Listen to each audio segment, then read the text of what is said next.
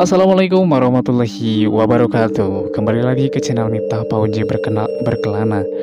Kawan-kawan, kali ini kita akan bercerita kembali. Cerita kali ini seperti biasa diambil dari Twitter karya @nugroagung. Namun sebelum kita melanjutkan ke cerita kita, alangkah baiknya kawan-kawan untuk mendukung channel ini supaya lebih berkembang dengan cara di like, comment, share, dan tentunya subscribe. Dan tak lupa teman-teman, supaya kalian terus menyaksikan video terbaru dari kami, silahkan tekan tanda loncengnya. Terima kasih. Entah apa yang terjadi, kami terpisah dari rombongan. Hujan deras, kabut tebal, membuat pandangan kabur. Hal ganjil yang terjadi hampir saja membuat kami menemui maut di kala petang datang. Kala maghrib tiba. Halo Mas, perkenalkan nama saya Yuda. Saya ingin menceritakan sebuah cerita yang saya alami saat melakukan perjalanan bersama teman-teman saya. Waktu itu, rencananya kami ingin datang ke sebuah acara festival yang diadakan di salah satu komplek candi yang berada di Jawa Tengah. Tidak ada yang aneh dengan acaranya. Tidak ada maksud untuk membuat tempat wisata itu menjadi tidak baik. Tidak. Karena peristiwa ini sendiri terjadi di saat kami masih dalam perjalanan. Waktu itu di tahun 2015, saya dan beberapa teman saya ingin sekali datang ke sebuah festival keagamaan yang setiap tahunnya selalu menjadi buah bibir masyarakat, khususnya di daerah Jawa Tengah. Seperti yang sudah-sudah, acara itu menjadi magnet yang membuat saya tertarik untuk datang. Melihat dari sosial media, prosesi acara yang dilakukan, keramaian, kemeriahan, serta lampion yang terbang di malam hari membuat saya ingin sekali datang berkunjung. Tujuannya tidak lain, untuk mengabadikan momen tersebut dalam kamera saya. Jadi, saya itu suka sekali dengan mata kuliah fotografi. Kebetulan dosen saya juga memberikan tugas untuk datang di acara tersebut. Tugas ini tidak wajib. Bagi yang tidak ingin datang tidak apa-apa. Tapi nilai tambahan yang lumayan akan diberikan kepada yang datang dan berhasil mengabadikan momen perayaan itu. Mendengar hal itu membuat saya bersemangat. Secara cepat, saya mengajak beberapa teman untuk melakukan perjalanan menuju tempat diadakan acara tersebut. Singkat cerita, saya berhasil mengajak 7 orang lainnya untuk berangkat bersama menuju tempat acara yang jarak tempuhnya 2-3 jam dari kota yang saya tempati. Berbekal kamera, motor, dan uang saku yang bisa dikatakan mepet, kami semua setengah nekat berangkat ke lokasi. 4 motor berjalan bersamaan kala itu. Bertolak dari kos-kosan saya 1 motor dengan Aji. Lalu ada Edi, Wisnu, Arman yang berboncengan dengan Ririn, Farah, dan Ica. Kami semua sepakat untuk berangkat saat sore tiba, sekitar pukul 3, di saat matahari tak terlalu panas menyengat. Waktu tempuh 2-3 jam perjalanan, diperkirakan sampai tujuan menjelang maghrib. Setelah memeriksa dan memastikan perlengkapan yang akan dibawa, kami semua akhirnya bisa memulai perjalanan. Motor kami berjalan berdekatan, saling tunggu jika ada yang tertinggal. Tidak ngebut, lebih santai menikmati perjalanan. Saya yang dibonceng Aji sudah menenteng kamera kecil untuk mengabadikan momen waktu perjalanan kami. Dari saat kami pertama kali memulai perjalanan, saya sudah jepret sana-sini. Tidak ada hal yang mencurigakan. Tidak ada pertanda bahwa akan terjadi sesuatu pada saya dan teman-teman saya. Deretan bangunan kini sudah berubah menjadi pohon-pohon yang berjajar di kiri dan di kanan. Hanya terdapat beberapa rumah kecil yang jaraknya saling berjauhan, terpisah kebun dengan pohon yang menjulang tinggi. Beberapa kali kami berhenti untuk saling menunggu teman yang tertinggal cukup jauh, sampai akhirnya saya memutuskan untuk berada di posisi paling belakang untuk menjaga rombongan agar tidak terpisah. Beberapa kali motor yang dikendarai Edi dan Ririn menyalip truk yang berada di depannya, diikuti yang lainnya juga. Ternyata saat sore tiba, banyak truk yang datang berjalan menuju pabrik. Jalan yang kami lewati ini, selain keadaan berjalan yang naik turun karena bukit, juga terdapat beberapa pabrik yang berdekatan dengan kebun dan hutan jati. Semakin lama perjalanan kami tempuh, semakin sulit bagi kami untuk terus menjaga jarak. Sampai akhirnya saya terpisah dengan teman-teman saya yang sudah berada di depan. Ternyata keputusan untuk berada di paling belakang yang saya ambil inilah yang membuat saya dan Aji mengalami hal yang tak akan pernah kami lupakan. Hujan gerimis turun, membuat saya dan Aji berhenti sejenak untuk memasukkan kamera kecil yang saya bawa ke dalam tas, mengamankan dari air hujan yang bisa membuat kamera rusak. Aji yang sudah tidak tenang karena merasa sudah tertinggal jauh dari rombongan, memaksa saya agar lebih cepat, memakai jas hujan dan segera berjalan menyusul yang lainnya. Belum terlalu lama berjalan, kumandang azan maghrib sayup-sayup saya dengar. Tanda kalau waktu sebentar lagi berganti malam, membuat saya teringat tentang sandikala. Mitos yang sering banyak dibicarakan oleh orang-orang bahwa di waktu inilah kehidupan dan aktivitas makhluk lainnya dimulai. Des, gak mandek soto, masuk maghrib nih loh.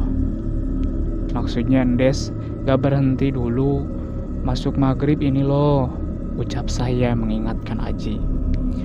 Dengan memanggilnya Gondes, sebutan yang sering diucapkan saat memanggil seorang di daerah kami.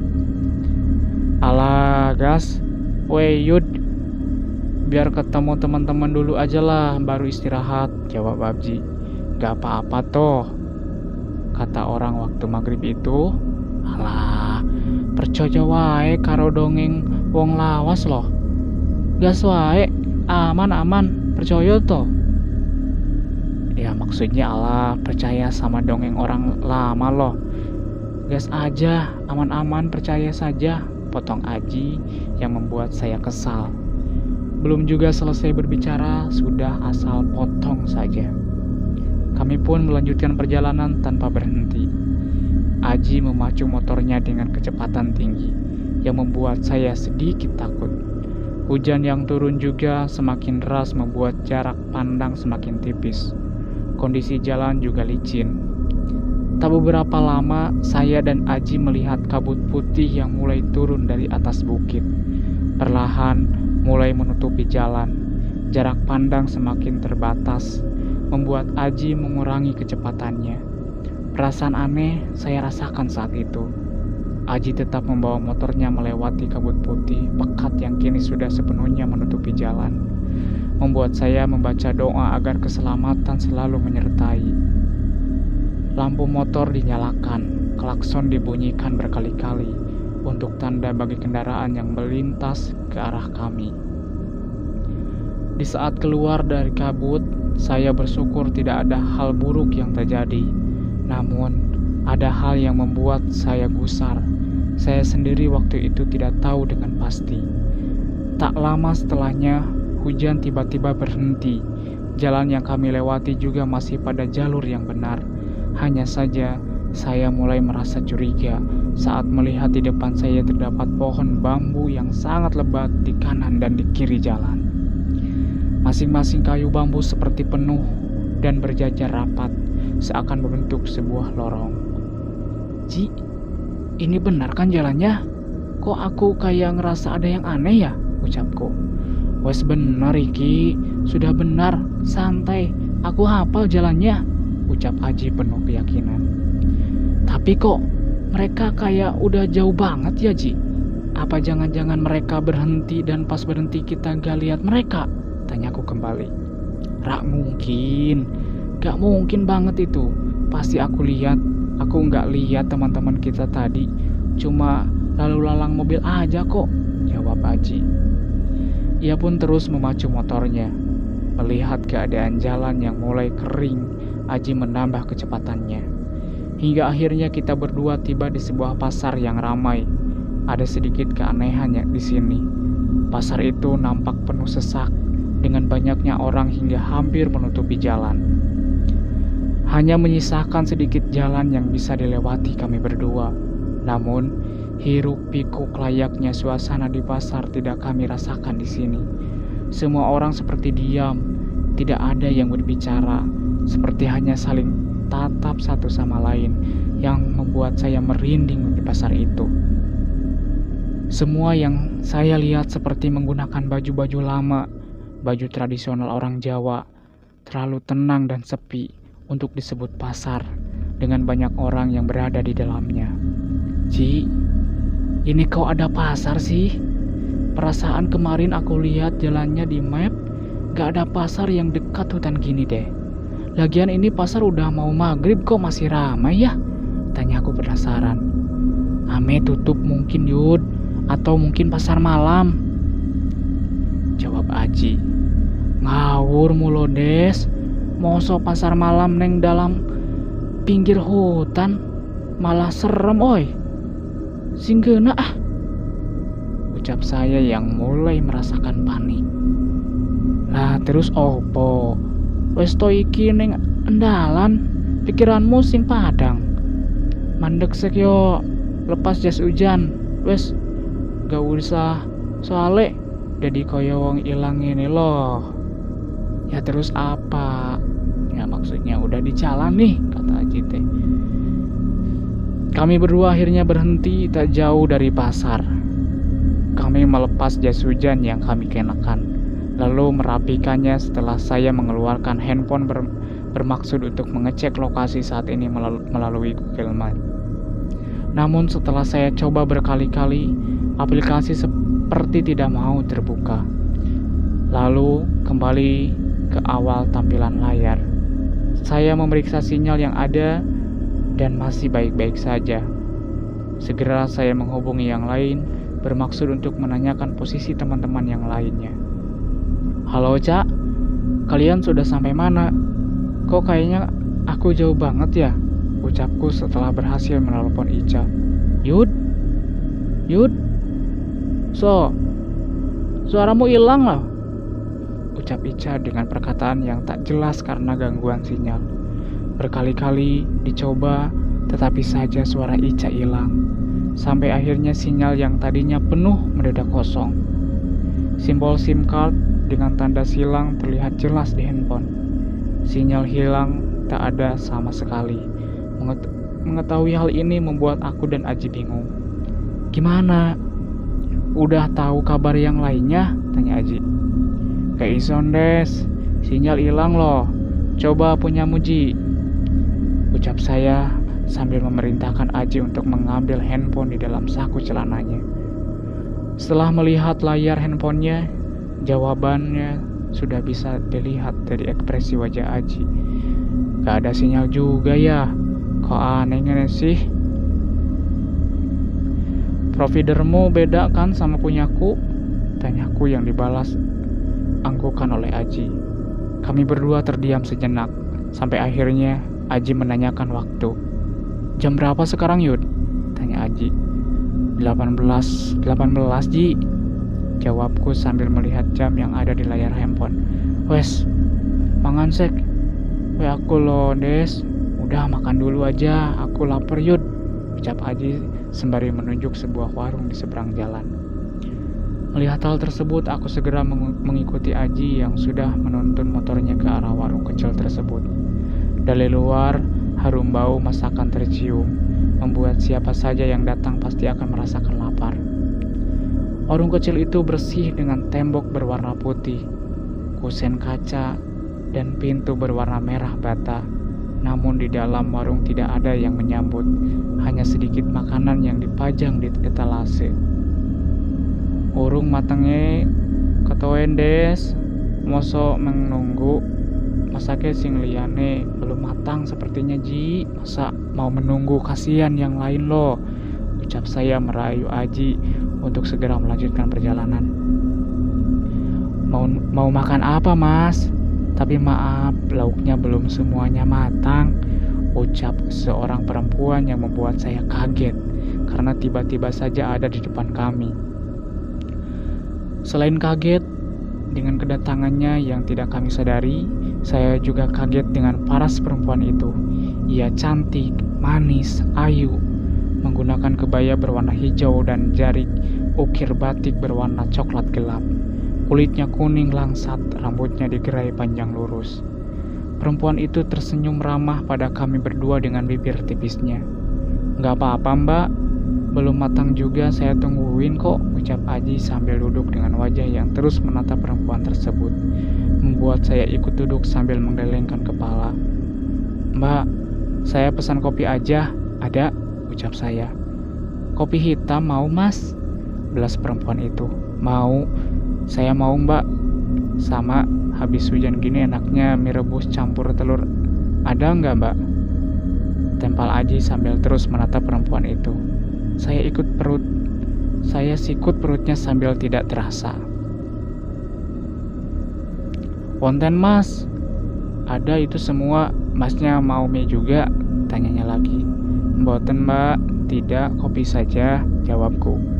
Perempuan itu segera berlalu ke belakang membuat apa yang barusan kami pesan. Saya masih duduk sembari melihat sekitar. Di dalam warung ini hanya kami berdua. Cukup aneh, karena bau masakannya akan menarik siapapun yang melintas di depannya. Tapi, kenapa semenjak kedatangan kami, tidak ada satu orang yang datang ke warung ini? Tak ingin berpikir macam-macam, saya mencoba mencari cara agar bisa menghubungi teman-teman yang lainnya. Tapi berkali-kali dicoba, sinyal handphone tak juga muncul. Mungkin sinyal terganggu oleh bukit dan tebing tinggi di sekitar tempat ini. "Ji, gak usah lama-lama ya. Habis makan langsung gas," ucap saya. "Iya, paling mereka juga sekarang lagi makan. Katamu suruh istirahat waktu maghrib. Ya udah, kita santai dulu beberapa menit ya. Lagian Mbak ayo loh." "Hehehe," jawab Aji. "Alah, gak bisa apa kelakuan buaya rawamu hilang dulu. Gak bisa lihat perempuan cantik sedikit bawaannya mepet," balas saya. "Naluri bro," balas Aji. Saya hanya bisa menggelengkan kepala. Akhirnya setelah menunggu beberapa menit, makanan dan minuman kami pesan pun datang. Dengan sigap Aji segera memakan mie rebus yang sudah terhidang di depannya. Saya pun segera meminum kopi hitam yang masih hangat. Dari baunya, mie yang dimakan Aji terlihat cukup enak. Tapi saya tidak ingin makan karena membuat perut tidak nyaman saat masih dalam perjalanan. Jadi saya cukup dengan kopi saja. Rasanya juga enak, tidak begitu pahit, manisnya pas. Waktu terus berjalan, setidaknya itulah yang saya rasakan. Makanan sudah habis dan kami pun bersiap untuk melanjutkan perjalanan. Satu hal yang kami terlambat sadari, setelah menyajikan makanan pada kami, saya tidak melihat lagi perempuan tersebut. Suara berisik dapur tanda orang yang sedang memasak juga sudah tidak kami dengar. "Ji, ini orangnya kemana ya? Mau bayar kan kita?" ucap saya. "Ya iyalah, mosok asal bodal tondes, ngawur," jawab Aji lantang. "Mbak, sudah ini Mbak, saya mau bayar," lanjut Aji setengah teriak memanggil penjual, tapi tidak ada respon yang didapatnya. Berkali-kali dipanggil tidak ada yang datang. Kesal karena sudah menunggu cukup lama, Aji akhirnya bangun dari duduknya bermaksud masuk ke dalam dapur memanggil perempuan penjaga warung. Saya masih duduk saja sambil terus mengamati sinyal handphone yang saya letakkan di meja. Sampai akhirnya tiba-tiba saya merasakan hal aneh saat melihat jam yang ada di layar handphone. Saya terus memperhatikannya, semakin diperhatikan semakin membuat saya kaku. Terdiam tak bisa berucap. Saya melihat jam tangan saya, memastikan apakah yang saya lihat ini salah satu justru memang ada keanehan yang terjadi. Tampak jelas jam tangan saya menunjukkan waktu yang sama persis dengan jam pada handphone saya. Pukul 18. Angka tersebut yang terlihat pada handphone saya. Sedangkan angka itu juga yang ditunjukkan jarum jam pada jam tangan analog yang saya gunakan. Masih sama persis saat pertama kali masuk warung ini. Hal lain yang membuat saya semakin takut, jarum jam yang menunjukkan detik tidak bergerak seperti baterai jam yang habis. Waktu seperti berhenti sedari tadi. Menyadari hal aneh ini, saya berniat untuk memanggil Aji. Namun belum juga saya panggil namanya, Yud, Yud, astagfirullah, Yud, teriak Aji yang membuat saya langsung berlari ke arahnya. Apa tuh, Ji? Ono opo? Teriak saya, panik melihat ekspresi ketakutan yang tergambar jelas pada wajah Aji. Saya langsung masuk melalui pintu dengan tirai separuh terbuka. Aji terduduk lesu di pojokan, wajahnya menatap langit-langit warung, matanya terbelalak seperti melihat sesuatu yang mengerikan. Cepat-cepat saya juga mengarahkan pandangan, saya melihat ke arah Aji melihat. Seketika itu napas saya merasakan sesak yang membuat saya sulit untuk mengaturnya. Kini saya dan Aji melihat dengan jelas tubuh perempuan itu tergantung di langit-langit warung. Lehernya terikat tali tambang berwarna coklat yang dikaitkan di sela-sela bambu yang menjadi atap warung itu. Setengah wajahnya sudah hancur, kakinya menghitam, begitu juga dengan tangannya. Bau busuk tiba-tiba menusuk penciuman kami berdua, membuat napas semakin sesak. Tak ingin lama-lama saya langsung menarik tangan Aji membuat terbangun dan bergerak berlari, mengarah ke pintu keluar. Tak lupa kami mengambil barang-barang yang ada, memakai jaket dan perlengkapan berkendara. Satu hal yang semakin membuat saya yakin kalau kami berdua berada di kondisi yang tidak jelas. Pasar yang lokasinya beberapa meter dari warung tampak sepi, tidak ada tanda-tanda kehidupan di dalamnya. Yud, buruan, ayo naik, teriak Aji yang sudah bersiap di atas motornya. Dengan mesin menyala, saya pun segera naik. Apa yang barusan dilihat hanya bisa disimpan terlebih dahulu, tak bisa diceritakan pada Aji. Motor segera melaju meninggalkan tempat tersebut, merasa penasaran dengan warung dan pasar tadi. Saya memberanikan diri untuk melihat ke belakang, entah mata saya yang salah atau apa. Kini yang saya lihat nampak perempuan itu berdiri di depan warung dengan kondisi saat tergantung tadi, menatap ke arah kami dengan senyum kecil di wajahnya yang setengah hancur. Tak lama ia memukukan tubuhnya seperti memberi hormat pada kepergian kami. Tak apa maksudnya. Yang jelas, melihat hal itu napas saya semakin terengah-engah. Yud, tenang Yud, pokoknya kita fokus, lihat ke depan, jangan lihat ke belakang. Udah gak beres ini, ucap Aji yang telah memberikan perintah pada saya yang sudah terlanjur menyaksikan kekeringan yang ada. Atur napas Yud, kita bisa keluar dari sini, ucap Aji kembali, mencoba terus menenangkan saya. Namun semakin terus dicoba, hasilnya tetap sama. Napas saya semakin terengah-engah. Saya belum bisa menenangkan diri. Masih terus terbayang dengan apa yang barusan saya lihat. Saya mencoba memejamkan mata, mencoba untuk bisa lebih tenang.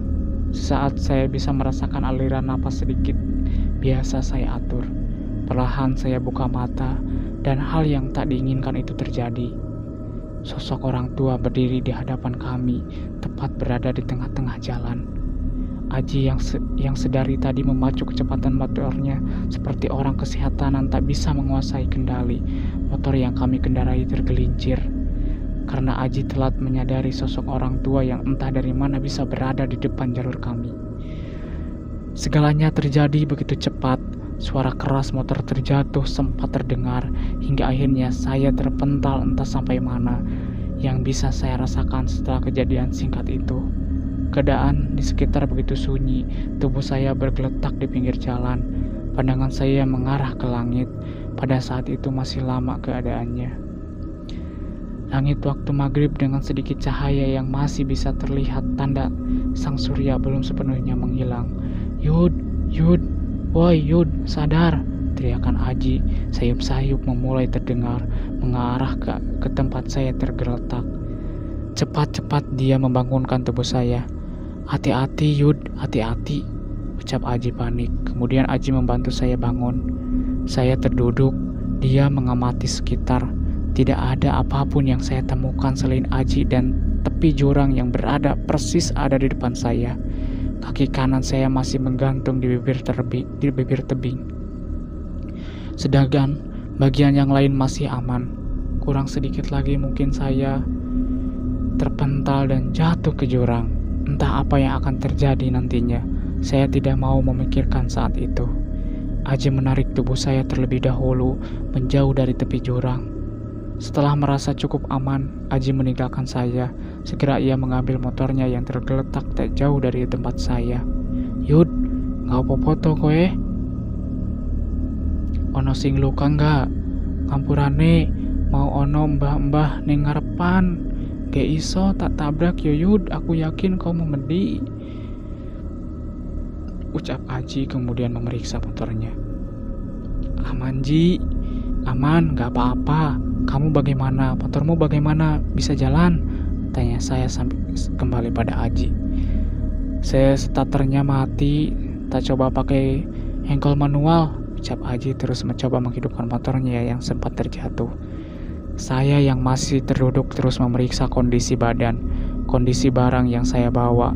Satu yang saya tahu, jam yang saya pakai kacanya mengalami retak dan saya bisa melihat dengan jelas. Jarum jam masih menunjuk angka yang sama, menit yang sama, detik yang sama. Duh Gusti, ya Allah, berikan keselamatan pada saya dan teman-teman, berikan perlindungan, berikan jalan terang. Spontan saya bergumam lirih. Tiba-tiba terdengar suara deru motor, tanda mesin berhasil dinyalakan oleh Aji. Ia langsung menuntun saya untuk menaiki motor, melanjutkan perjalanan. Namun, kami berdua tersentak kaget melihat seorang kakek-kakek menggunakan baju serba hitam dengan rambut putih dibiarkan tergulai. Wajahnya terlihat serius menatap kami. Ia berdiri tepat di depan motor yang akan kami kendarai. "Mbah, ampun. Mbah, cucunya numpang lewat. Jangan diganggu," ucap Aji memohon sambil terus menundukkan wajahnya. "Yang pelan-pelan Le, jangan buru-buru, nanti malah lewat jalan yang salah," ucap kakek itu dengan suara setengah serak.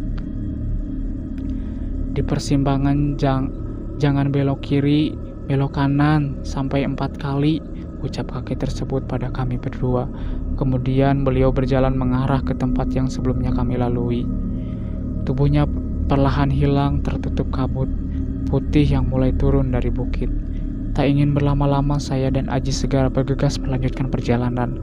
Keadaan motor juga masih lumayan baik, hanya meninggalkan baret di sana-sini dengan kaca spion retak. Saya juga bisa merasakan sepertinya kaki kiri saya terasa sakit karena terkilir.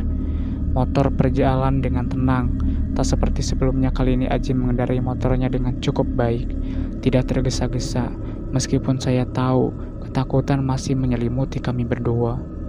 Setelah 3 kali menemui persimpangan, 3 kali belokan kanan, kami akhirnya menemui persimpangan terakhir. Jalannya bercabang 2. Kami sepakat untuk menuruti apa yang sudah disampaikan kakek tadi. Percaya dan menerima, entah apa nanti yang akan terjadi, kami tidak tahu. Tikungan terakhir kami lewati. Di jalan ini hanya kami berdua, tidak ada kendaraan lain yang berlalu lalang, benar-benar sepi.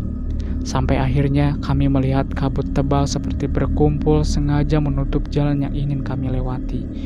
"Bismillahirrohmanirrohim," ucap Aji yang saya ikuti setelahnya. Kami berdua menembus kabut itu dan akhirnya kami bisa melewatinya dengan baik. Sempat jarak pandang benar-benar tidak terlihat, hanya warna putih dan sedikit jalan yang bisa kami lihat saat itu. Tak lama setelah kami keluar kabut, kami akhirnya menemukan mobil, bus, dan truk yang posisinya ada di depan kami. Jalan mendadak ramai dengan lalu lalang kendaraan lain. Saya segera menatap langit yang warnanya masih sama, namun kini nampak lebih gelap. Lalu saya melihat jam yang ada di tangan kiri saya. Waktu menunjukkan 18.30. Jarum jam kembali bergerak, waktu yang tak masuk akal. Saya dan Aji seperti merasakan sudah terlalu lama di warung tadi. Namun jika melihat jarak waktunya seperti terjadi sebentar, rasanya waktu seperti berhenti, benar-benar berhenti. Kemudian selang beberapa lama handphone berbunyi. Setelah saya angkat, Ica mengabarkan kalau mereka sudah berhenti di pom bensin yang letaknya tak jauh dari tempat kami berjalan. Mereka memutuskan untuk beristirahat sambil melaksanakan sholat maghrib. Kami berdua segera menyusul ke tempat yang lainnya. Maghrib dulu, istirahat dulu Ji. Yud, ucap Wisnu pada kami yang baru saja datang. Kalian ini kayak baru dari perjalanan jauh aja, muka kucel, badan kotor, kalian jatuh toh. Padahal kita juga baru datang beberapa menit yang lalu loh, tanya Ica pada kami. Ia juga nampak keheranan dengan keadaan kami berdua. Tak sempat menjawab pertanyaan Ica, hal aneh terjadi pada Aji. Kini ia seperti orang yang merasakan sakit pada perutnya. Mulutnya menganga, kepalanya menunduk ke bawah. Tak lama ia memuntahkan sesuatu dari mulutnya. Darah keluar dengan sesuatu yang terbentuk panjang, mengumpal bercampur dengan air liurnya. Sesuatu itu terjatuh di depan kakinya. Kami semua melihat dengan jelas. Muntahan yang baru saja keluar dari mulut Aji adalah cacing yang sebagian sudah mati dan sebagian masih bergerak, membuat yang lainnya terkejut dan menutup mulut masing-masing. Tak berselang lama saya juga memuntahkan sesuatu dari mulut saya. Darah kental keluar dari mulut saya, jatuh dan mengotori sepatu yang saya pakai. Warnanya hitam pekat, bau busuk menyeruak membuat semua teman kami saling pandang, melihat keganjilan yang kami tunjukkan kepada mereka semua. Ya Allah, Yud, Aji, kalian ini kenapa? Tanya Para setelah ia berteriak histeris melihat keadaan saya dan Aji. Saya tak bisa menjawab apa-apa. Tiba-tiba tubuh saya terasa sangat lemas. Melihat hal itu, beberapa teman kami langsung mencari bantuan, terutama Ica yang ternyata punya saudara yang rumahnya terdekat dengan lokasi saat kami beristirahat.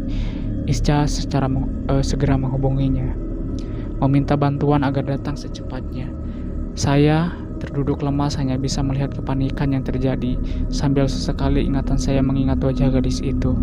Setelah beberapa menit lalu, Aji dan saya hanya bisa terduduk lemas, keadaan yang sudah lebih kondusif. Tak lama berselang, Om dari Ica datang. Saya dan Aji menceritakan apa yang kami alami saat perjalanan. Saat kami berdua terpisah dari yang lainnya, "Kamu masuk alam mereka, Le. Kamu makan apa yang disajikan mereka? Untungnya kalian bisa selamat. Om sarankan kamu tidak usah melanjutkan perjalanan ini. Malam ini kalian semua tidur di rumah Om ya. Nanti saya minta bantuan Mbah yang jadi tokoh masyarakat di tempat kami. Kamu dan temanmu itu harus dibersihkan dulu biar tidak ada malapetaka yang mengikuti kalian," ucap Om Ica yang dikenal dengan nama Om Lasno. Kami pun sepakat untuk menginap di rumah Om Lasno, sepakat untuk diobati oleh Mbah yang diceritakan oleh beliau, sepakat untuk tidak melanjutkan perjalanan kami. Ada hikmah yang bisa saya ambil di sini, bahwasanya hanya cukup sesat kita berhenti saat pergantian waktu maghrib, mendengarkan kumandang azan sebentar, lalu mencari tempat untuk beristirahat di kala petang datang, hanya menuruti tradisi yang ada. Hanya cukup meluangkan waktu sebentar saja. Itu semua juga demi keselamatan. Pikiran saya terus menerawang, membayangkan kemungkinan-kemungkinan buruk yang bisa terjadi. Peristiwa ini tidak akan pernah saya lupakan dan menjadi pelajaran penting dalam hidup saya. Kadang hal yang tidak masuk akal bisa terjadi. Tak jarang nyawa bisa melayang karena sikap tidak peduli. Padahal sedikit saja kita menghormati dan melakukan apa yang dipercayai oleh masyarakat sekitar, itu sudah cukup dan bisa mencegah kita dari malapetaka yang bisa saja datang sewaktu-waktu. "Maghrib dulu nak, sudah waktunya berhenti dulu." Mungkin kalimat barusan terasa ringan, tapi makna di dalamnya sangatlah dalam, mengingatkan kita untuk berhenti sejenak dari segala kegiatan, mendinginkan kepala, mengistirahatkan semua, lalu kembali sebentar kepadanya. Mungkin itu saja yang bisa saya ceritakan, Mas. Semoga apa yang barusan saya tulis bisa menjadi pelajaran untuk yang lainnya, bisa ambil hal positifnya, serta bisa dibuang apa yang kurang pantas dari cerita ini. Sekali lagi matur nuwun. Nah, teman-teman, itulah cerita kita hari ini. Bisa diambil makna dari cerita kita kali ini, teman-teman. Sampai bertemu di cerita-cerita berikutnya. Terima kasih telah mendengarkan cerita saya. Wassalamualaikum warahmatullahi wabarakatuh. Assalamualaikum warahmatullahi